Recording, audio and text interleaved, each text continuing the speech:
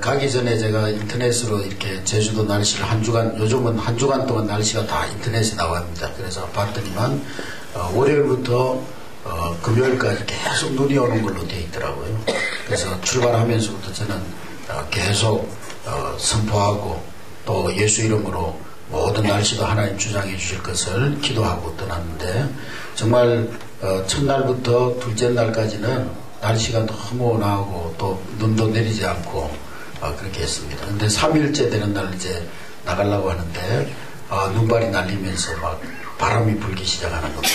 그러니까 우리 권사님들도 막 걱정을 하고 오늘 거점 전도는 나가지 못하는 거 아니냐. 또 그 열린문교회 담임 목사님도 오늘 거점 전도는 그냥 교회 앞에서 하는 게 좋겠다고 그러는데, 그러나 저는 이미 응답받았기 때문에 오후에 나가기 전에 우리 합심해서 1시간 동안 기도했더니 정말 그 거점 전도하는 지역에 갔는데 바람이 잔잔한 겁니다.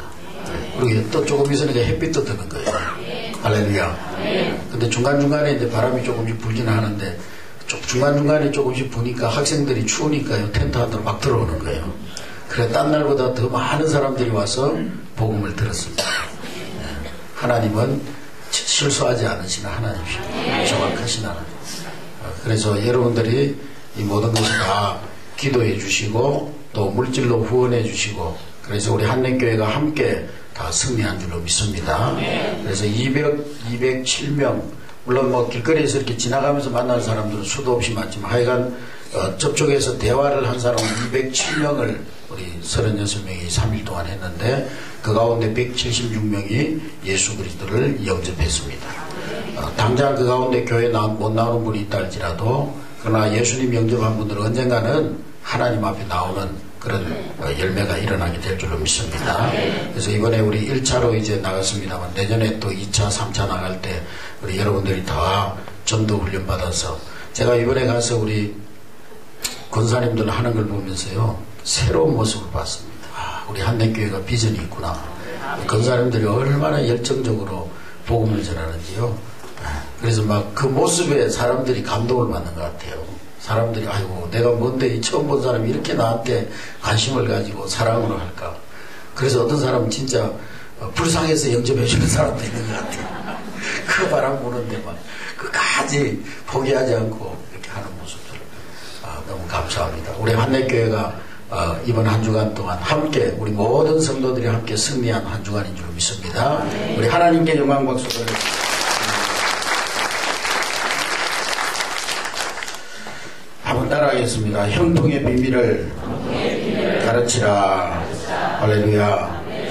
또 130kg가 넘는 여자분이 있었는데요, 성마를 하면은 살이 빠진다 그래가지고 성마를 시작했다고 합니다. 한 3개월 동안 성마를 했다고 합니다. 성마, 우리 전체에서 그랬는데요, 3개월 동안 했는데 살이 하나도 안 빠졌어요. 130kg짜리 그 아줌마가. 말이 5kg 빠졌답니다.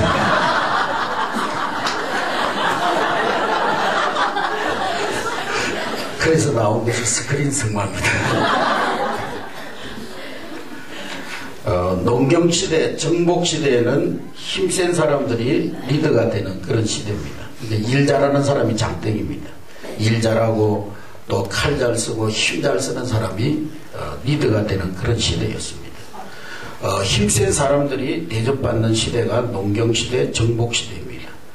그러면서 이제 농경시대를 지나해서 산업사회로 넘어가면서, 그때는 기술이 좋은 사람, 또 남다른 재능을 가진 사람, 기술력을 가진 사람, 이런 사람들이 리더가 되고 지도자가 되는 그런 시대였습니다.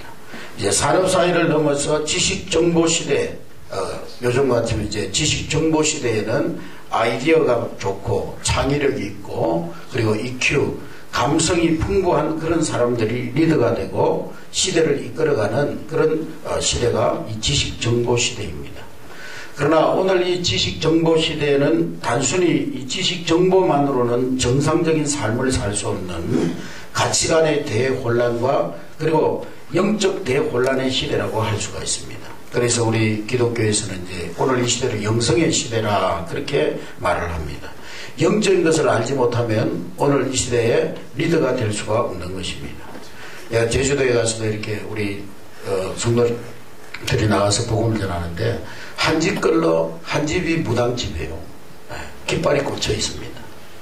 제주도뿐만 아니고 서울에 가면은요, 서울의 유명한 대학들 골목골목마다 이 무당집, 점집들이 절비하게 늘어서 있습니다. 그렇기 때문에 오늘 이 시대는 영적인 것을 알지 못하면은 정상적인 삶을 살 수 없는 그런 시대, 영적인 대혼란의 시대, 가치관의 대혼란의 시대에 살아가고 있는 것입니다. 대전에서 목회하는 우리 친구 목사님이 있었는데 지금은 이제 저번에 우리 교회 와서 설교를 하셨는데 브라질에 가신 그 한홍 목사님, 그분이 대전에서 전민동에서 목회를 했는데 그 전민동 옆에는 이 카이스트가 있습니다. 그러니까 우리나라의 최고의 지성인들이 모인 그러한 지역입니다. 그게 이제 거기에 다니는 박사들도 오고 젊은이 학생들도 오고 이렇게 하는데요. 근데 그 목사님 그런 얘기를 해요.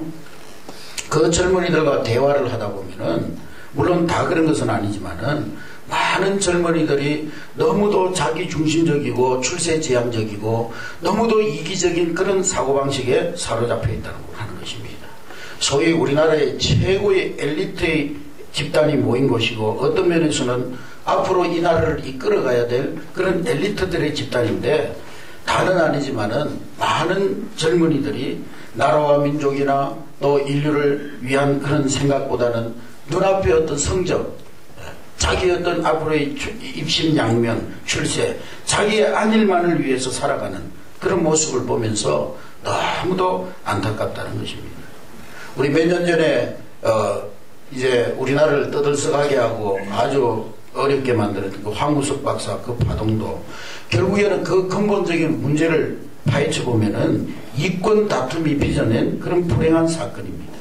겉으로는 뭐 논문 조작 이런 걸로 발표가 됐습니다만은, 문제가 드러났습니다만은, 근원적인 문제는 사람의 생명을 다루는 이 생명과학자들이 특허에 따른 줄기세포 그걸 연구해가지고 이제 특허를 따내면은 거기에 대한 이권 다툼 때문에 일어난 그런 일들입니다. 같이 연구하던 연구원들이 왜 몰랐겠습니까? 그 논문이 조작됐다는 것을 왜 몰랐겠습니까?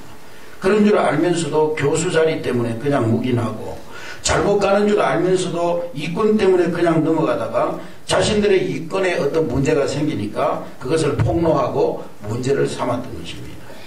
지식이나 정보 면에서는 비록 엘리트라고 할지라도 올바른 가치를 가지지 못할 때에 이 엘리트를 영어 알파벳으로 ELETE라고 하는데, ELETE 그것을 그냥 소리 나는 대로 읽으면은요, 엘리트 그것이 소리 나는 대로 읽어버리면 이리떼가 되어버리는 거예요. 엘리트가 바른 올바른 가치관을 가지지 못할 때에 엘리트가 아니라 이리떼가 되어버리고 마는 것입니다.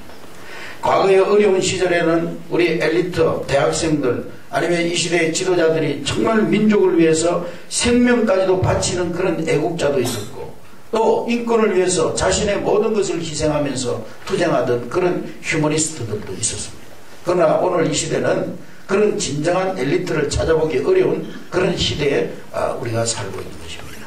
우리 한내교회가 정말 이 시대를 위해서 자신을 헌신하고 하나님 나라와 복음을 위해서 크게 쓰임받을 하나님 나라의 영적 비밀을 아는 영적 엘리트들로 우리 후대들을 길러내는 그런 교회가 되어야 될 줄로 믿습니다. 또한 이 시대는 영적으로도 대혼란의 시대가 도래했습니다. 뉴에이지라는 요즘 이 시대를 대표하는 단어가 뉴에이지, 또 포스트 모더니즘, 종교다원주의 이런 단어들이 이 시대를 대표하는 단어인데, 이 포스트 모더니즘, 뉴에이지 이런 사단적인 사상들이 영적 세계의 질서를 파괴시키고 있습니다. 과거에는요, 우리 전도하러 갈 때 예수 믿으세요 하면 나는 부처님 믿습니다, 나는 유교입니다, 나는 천주교입니다 그렇게 하면서 복음을 거부하기 때문에 오히려 어떤 면에서는 그렇게 거부하는 사람들에게는 복음을 전할 수 있는 기회가 될 수가 있어요. 이번에도 제주도에 가니까 나는 불교입니다, 절에 다닙니다. 오히려 그런 분들한테는 복음을 전할 수 있는 기회가 됩니다. 그러나 요즘은 어떠냐, 어떤 목사님이 고백하기를 전도를 나갔는데 어떤 청년에게 복음을 전했더니만 자기도 하나님 믿는다고 그러더라고요. 나는 교회는 안 나가지만은 당신들이 믿는 그런 하나님은 아니지만은 그러나 나는 신이 존재한다는 것도 믿고 나는 그 신을 믿는다. 하나님은 아니지만은 나도 신을 믿는다.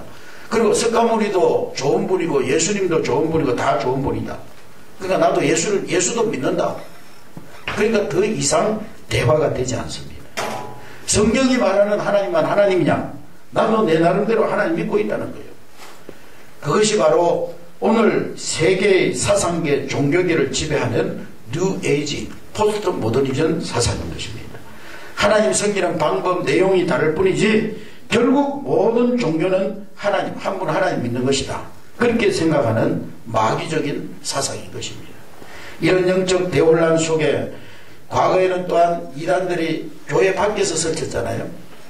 이단들이 교회 밖에서 이렇게 교회 다니는 사람들 찾아다니면서 전도하고 이랬는데요.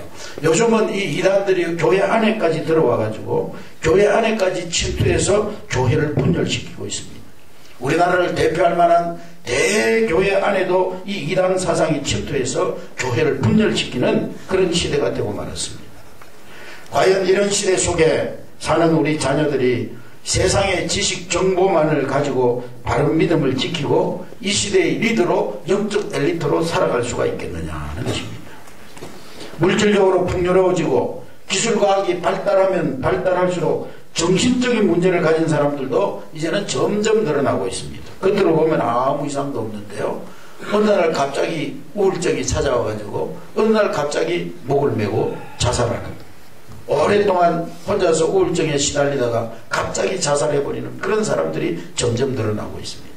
차라리 무슨 뭐 감기 몸살 이런 거라면은 겉으로 드러나는 것이라면은 병원에 가서 치료를 할 텐데 이 정신병은 때로는 겉으로는 멀쩡한데 드러나지 않는 경우가 많이 있습니다. 그러니까 병인 줄로 생각도 안 하는 거예요.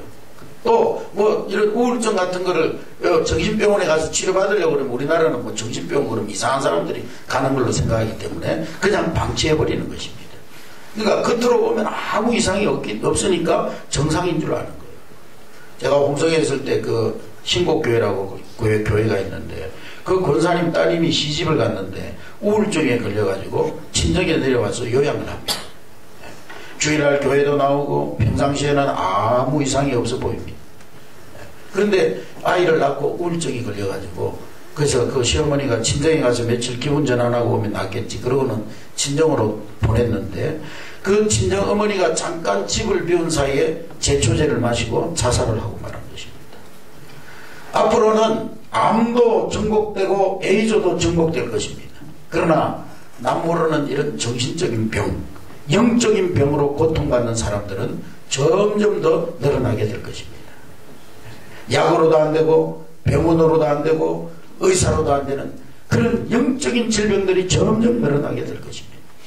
그리고 과거에는 우리 할아버지, 할머니, 아들, 손자, 며느리 한 집에서 바글바글거리면서 살 때는 부자지간에 고부지간에 갈등이 있어도 또 할아버지, 할머니가 달래주고 중간다리 역할도 해주고 할아버지한테 야단 맞으면 어머니가 달래주고 아버지한테 야단 맞으면 할머니가 안아주고 가정이 할아버지, 할머니, 부모님 그런 권위 아래 질서가 다 잡혀졌어요. 부부들도 싸우다가도 조부모님, 할아버지, 할머니, 부모님 생각해서라도 참고 서로 양보하고 참고 살았어요. 브레이크 장치가 있었다 이 말이죠. 그래서 어떤 면에서는 그렇게 한 주먹 밑에서 같이 어울려 살 때는 오히려 정신적으로 건강했습니다. 그러나 오늘날에는 그런 가정의 브레이크 장치가 없어져 버렸습니다.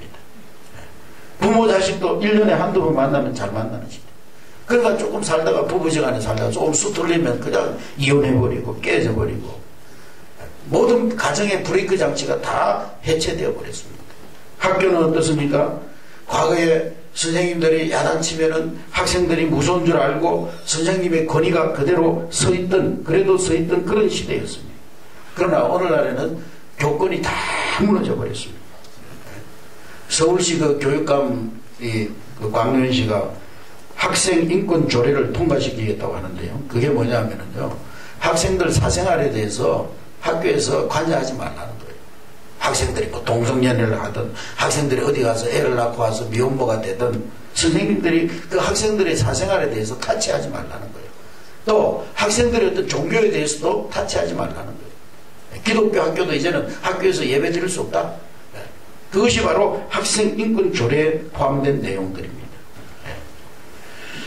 선생님들이 학생들을 체벌하는 것도 인권 침해다. 그래서 인권이라는 미명 아래 모든 학교의 브레이크 장치를 다 해체시켜버리는 거예요. 사람이라는 것이요, 때로는 무서운 사람도 있고 잘못하면은 책망도 하고 지적해주는 사람도 있을 때 정신적으로 영적으로 건강해지는 거예요. 근데 오늘날 가정에도 학교에도 그런 브레이크 장치들이 다 사라져 버리다 보니까 우리 자녀들이 정신적인 가치 혼란의 시대에 살아가고 있습니다. 절대 가치가 없어요. 신앙적으로도 절대 가치가 없는 거예요. 그러니까 너무도 나약해지고 혼란스러워졌습니다. 이렇게 정신적 혼란, 영적 무질서의 이 시대에 오늘 다윗이 자신의 아들 솔로몬에게, 사랑하는 아들 솔로몬에게 마지막 이제 유언으로 들려주었던 이 본문 말씀에 우리는 귀를 기울여야 될 줄로 믿습니다. 오늘 본문 말씀에 보니까 다윗이 죽을 날이 임박하여 그 아들 솔로몬에게 명령합니다. 사랑하는 내 아들아, 나는 이제 세상 모든 사람들이 가는 길로 간다. 그런데 너는 힘써 대장부가 되라는 거예요. 따라합시다. 너는 힘써 대장부가 되라. 그리고 너는 하나님의 명령을 지켜 그 길로 행하고 그 법률과 계명과 율례와 증거를 모세의 율법에 기록된 대로 그대로 지켜 행하라. 하나님 말씀 따라 살아라.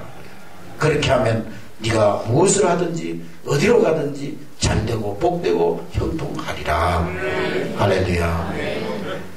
하나님 말씀 따라가고 네 길을 삼가 마음을 다하고 성품을 다하여 하나님 앞에 진실하게 행하면 너의 자손들에서 이스라엘의 왕위에 오를 자들이, 영적 엘리트들이 나오게 될 것이다. 그런 말씀입니다.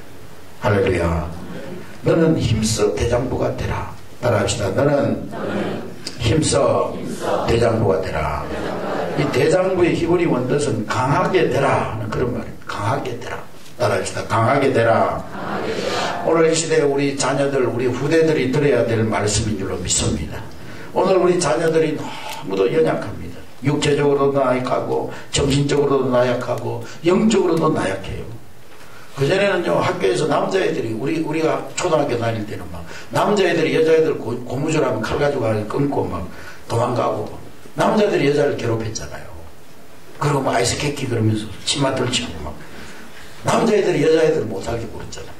근데 요즘은요, 막 여자애들이 막 남자들 발로 차고 막 때리고, 그 남자애들이 징징징 울고 도망다니고 막 우리 엄마한테 일러준다고 하고 너무 나약하게 되어버렸어요.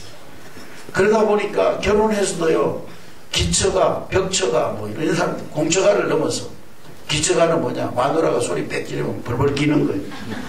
벽처가는 뭐냐, 마누라가 소리 빽 지르면 벽에 가서 딱 붙어버립니다. 장가 가서도 아침 저녁으로 엄마한테 전화해서 보고하고요. 부부 싸움 하다가 엄마한테 전화해가지고, 엄마 나 우리 부인한테 지금 얻어 터지고 있어. 그런 남자도 있다. 그전에는 부부 싸움 하면은 여자가 짐 싸고 나가는데 요즘은 누가 나가요? 남자가 나가요. 여자들은 나가라, 나는 절대 못 나간다 그러면서. 어떤 공처가가 있는데 친구가 그 집을 방문했는데요, 아니나 다를까 이 공처가 남자가 앞치마를 빨고 있더래요. 아유, 저 변변치 못한 놈, 마누라 앞치마나 빨고 있고. 그랬더니만 아니라고, 이거 내 앞치마라고 그러더라고요.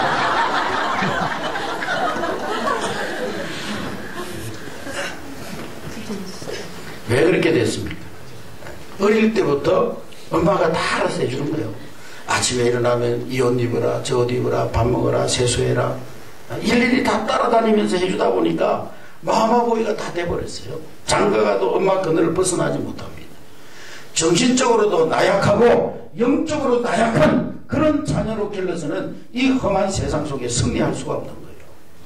여러분, 콩을 집안에서 키우면 뭐가 돼요? 콩나물이 돼요. 밭에다 심으면 뭐가 돼요? 콩나무가 되는 거예요. 우리 자녀들을 콩나물로 키워서는 이 시대의 영적 지도자가 될 수가 없는 것입니다. 우리 자녀들을 연약한 콩나물 같은 그런 자녀로 키워서는 안 되는 거예요. 강하게 키워야 됩니다. 강하게. 제가 그 서울신학대학원에서 공부할 때 그 가시 박사과정을 할 때 32사단장 그 부인이 같이 공부를 했어요. 그래 우리 아들들이 이제 다 군대 갈 때 그런 나이가 되기 때문에 저한테 그러는 거예요. 목사님, 아들이 군대 가면은 저한테 전화를 주시면은 빼주지는 못해도 보직은 편한 대로 보낼 수 있대요. 그러면서 저한테 아들 군대 갈 때 꼭 저한테 전화하라고 그러더라고. 근데 제가 전화했게요, 안 했게요? 안 했어요. 아니, 군대에 기왕에 가는 거 강하게 훈련받고 와야죠. 하나님이 또 다 알아서 또 보내주시더라고요. 둘째 아들은 또 군대 가서도 새벽 기도도 하고 막 토요일 날은 막 알파 전도대 만들어가지고 전도도 하고 막 얼마나 감사하지. 자녀들을 강하게 키워야 돼요. 강하게. 영적으로, 정신적으로, 체력적으로 강하게 대장부로 키워야 되는 것입니다. 또한 무엇보다도 중요한 것은 우리 자녀들이 영적인 비밀을 아는 그런 자녀들로 길러내야 되는 것입니다. 하나님 말씀을 지켜 행하고 순종하고 하나님 능력을 알고 기도하면 응답받는다는 기도 응답의 비밀을 알고 그래서 실제적으로 기도하고 응답받는 성령의 능력으로 살아가는 그런 하나님의 자녀들로 영적인 대장부로 영적인 엘리트로 자라나게 해야 됩니다. 할렐루야. 오늘 이 시대는 영적 힘이 없으면 우리 자녀들이 세상을 이길 수도 없고 형통할 수도 없는 거예요. 세상의 지식도 필요하고 체력도 필요하고 다 필요하지만은 하나님을 바로 아는 성령의 능력을 아는 기도 응답의 비밀을 아는 구원의 확신을 가진 그런 하나님의 자녀들로 살아가게 해야 하는 것입니다.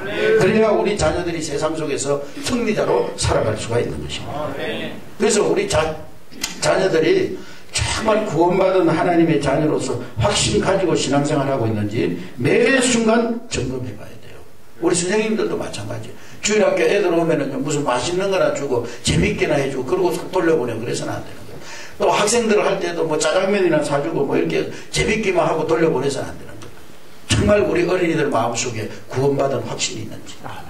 이번에도 전도하러 갔는데 간증문을 냈는데 청년들 중에서도요, 저도 그랬거든요.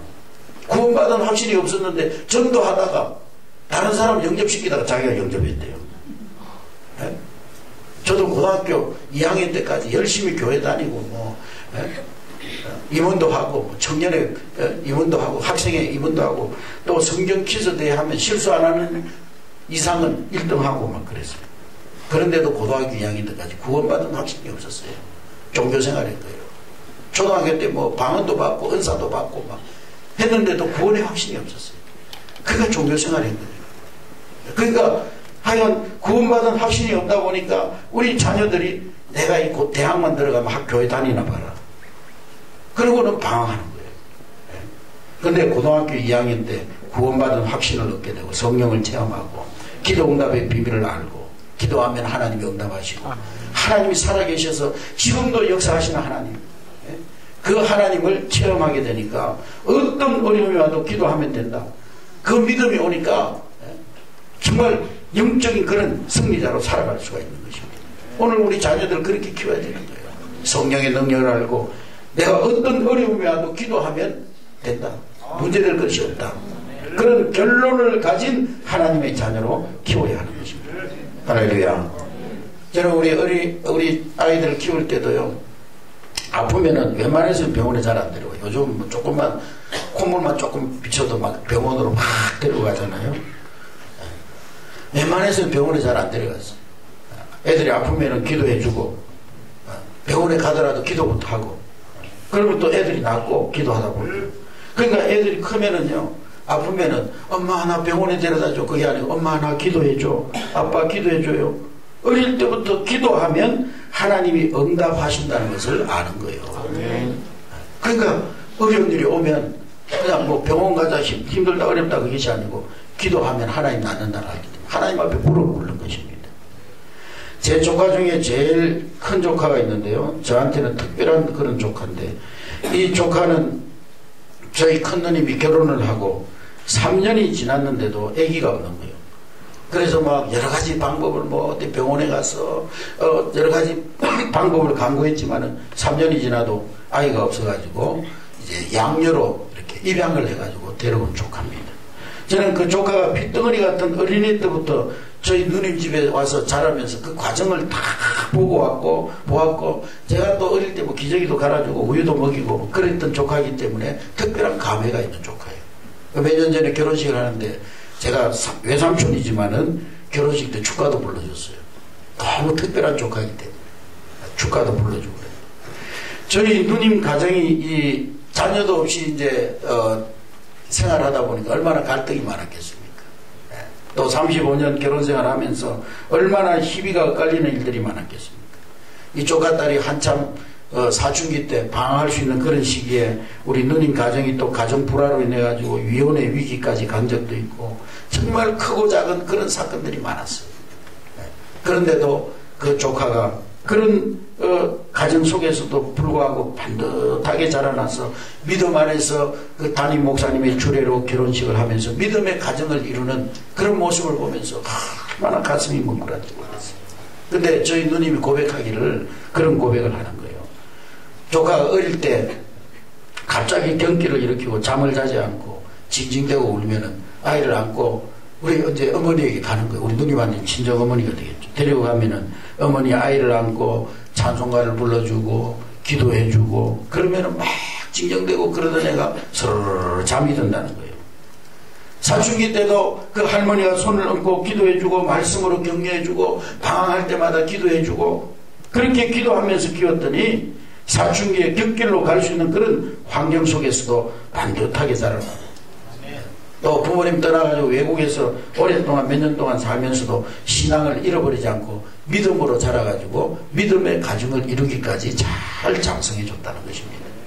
어머니의 기도, 외할머니의 기도, 찬송과 말씀을 통한 그런 영적인 양육 속에 자랐기 때문에 그 조카가 신앙 안에서 반듯하게 자랄 수 있었다는 거예요.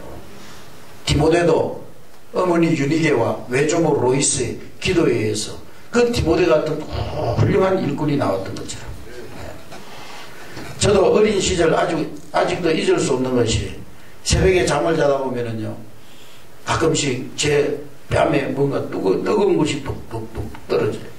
그 자다가 눈을 가만히 떠보면은 우리 어머님이 새벽 기도를 다녀오셔가지고 다녀오시면 제 머리에 손을 얹고 눈물을 흘리면서 기도해 주시는 거예요.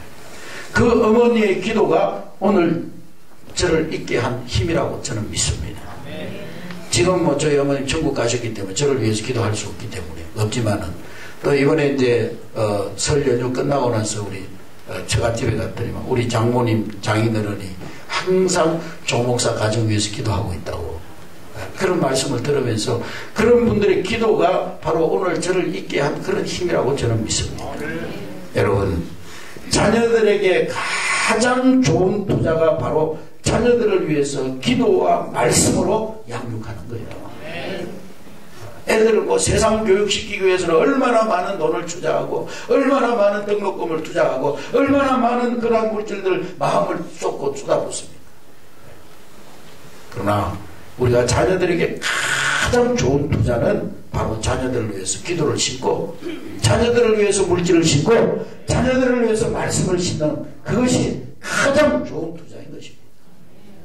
기도로 자란 양육한 자녀들 결코 훗날에 부모님의 거짓거리가 되지 않습니다. 오늘 다윗은 솔로몬에게 다른 부탁을 유언으로 남기지 않습니다. 오늘 다윗이 솔로몬에게 너 밥 잘 먹고 건강해라 뭐 그런 어떤 육신적인 것을 유언으로 남기지 않았어요. 어찌하든지 너는 하나님 말씀 안에 거하고 그 말씀 안에 행하는 자가 되어져라. 영적 비밀을 아는 그러한 자가 되어라. 그 한마디를 부탁하고 있는 것입니다. 여러분 자녀들을 위해서 기도하는 그런 어머니, 기도하는 아버지, 기도하는 할머니, 기도하는 할아버지가 될 수 있기를 주님의 이름으로 축원합니다. 가장 확실한 투자가 기도의 투자예요. 기도의 투자. 특별히 우리 한내교회 모든 후대들, 우리 교회에 있는 모든 우리 중고등학생들, 주일학교 학생들, 청년들 다 여러분들의 자녀로 생각하고 그 아이들을 위해서 기도하는 여러분 될 수 있기를 주의 이름으로 축원합니다. 여러분 세상에서 제일 불행한 자녀가 누군지 아세요? 돈 없는 뭐 부모를 만난 자녀가 불행할까요? 뭐 배우지 못한 부모를 만난 자녀도 아니고 돈 없는 부모를 만난 자녀도 불행한 것이 아니고 제일 불행한 자녀는요 자녀를 위해서 한마디 기도할 줄 모르는 부모, 그 부모를 만난 자녀 너무 불행한 거예요. 자녀를 위해서 1년 365일 동안 하루도 새벽에 나와서 기도할 줄 모르는 그런 부모를 만난 자녀가 세상에서 제일 불행한 거예요. 제일 불행. 자녀들이 어쩌다가 한 가정에서 부모 밑에 태어났는데 부모들이 돈만 알았지. 돈만 알았지. 자녀를 위해서 기도 한마디 할 줄 모르고 공부만 알았지. 자녀들을 위해서 눈물 뿌려 기도할 줄 모르는 그런 부모 밑에서 자라는 자녀가 가장 불쌍한 거예요. 가장 안타까운 거예요. 자녀를 위해서 기도하는 부모야말로 가장 위대한 부모요. 그런 부모를 만난 자녀야말로 세상에서 가장 행복한 자녀예요. 할렐루야.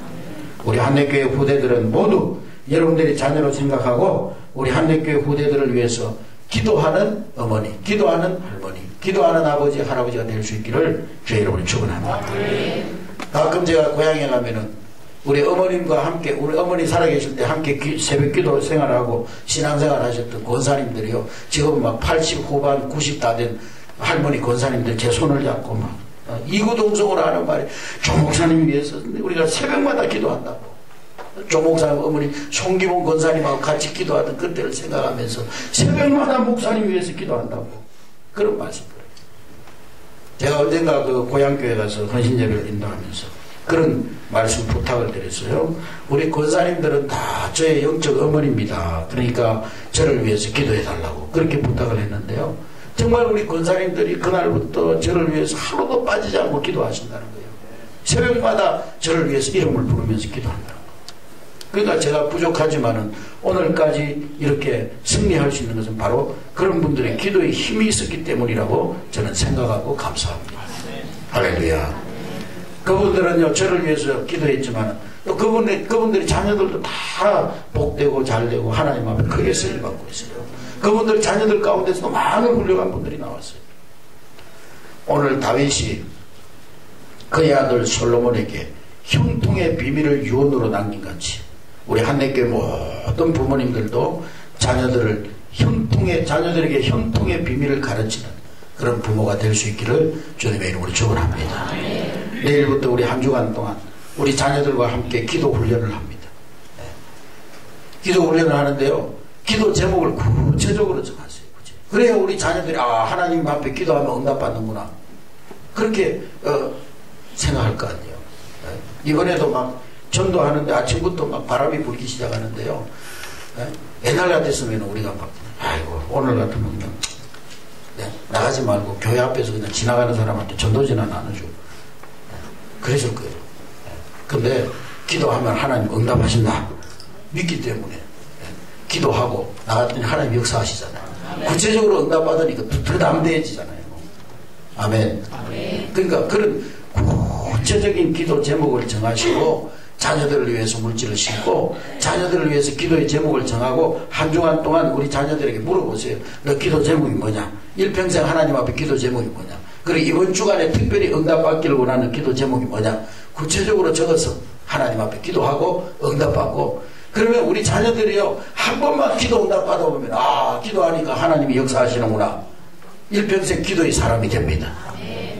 근데 교회는 열심히 다녔는데 기도 응답받은 경험이 한 번도 없다 보니까 기도는 시간 낭비고 새벽에 나와서 기도하는 것은 시간 낭비고 그 시간에 잠이나 자야 되고 공부하는 게 낫고 그런 생각들로 가득 차 있는 거예요. 한 번만 기도 응답받으면은요 내가 하나님 앞에서 기도하면 반드시 하나님이 응답하신다. 그럼 모든 일에 기도하는 자녀들이 되는 거예요. 할렐루야. 여러분 우리 자녀들이요 기도하지 않고 100시간 1000시간 공부하는 것보다 하나님 앞에 기도해서 하나님께 5분만 축복해 주시면은요 100시간 1000시간 공부하는 효과가 나는 거예요. 할렐루야. 네.